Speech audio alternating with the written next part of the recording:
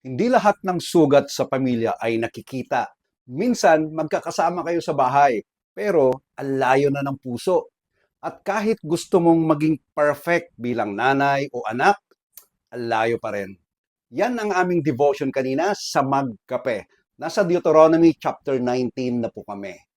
At doon nakita namin na ang City of Refuge ay hindi lang lugar ng protection noon.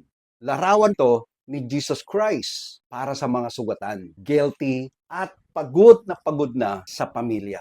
Listen to this. Sa Hebrews chapter 6 verse 18, basahin ko po sa inyo yung praise doon. Who have fled for refuge to lay upon the hope set before us. Ang keyword doon ay refuge.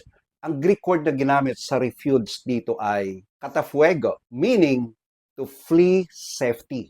Tumakbo para sa protection, humanap ng kanlungan. Ang picture dito ay isang desperadong tumatakbo dahil alam niyang wala na siyang ibang ligtas na matakbuhan. Ganito ang ginagawa ng mga tao noon doon sa City of Refuge sa Deuteronomy chapter 19. That is a civil law sa panahon nila kasi under theocracy ang kanilang government. Kapag may danger noon, tumatakbo sila roon para ligtas. At sabi ng Hebrews, yung nabasa natin kanina, si Jesus na ngayon ang atin pong refuge. Kapag guilty ka, tumakbo ka kay Jesus Christ. Kapag pagod na pagod ka na, tumakbo ka kay Jesus Christ. Kapag ang gulo ng pamilya mo, tumakbo ka kay Jesus Christ. Kasi ang kaligtasan ng atin pong family, hindi nanggagaling sa pagiging perfect natin. Nanggagaling ito sa perfect Savior.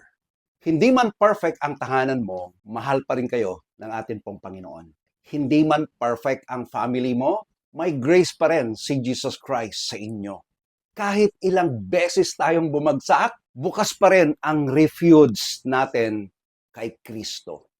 Kung may kaibigan ka or kakilala ka na nagtatanong, paano nga ba talaga maligtas? Meron po akong link diyan sa description. I-copy mo lang yon at isend sa kanya.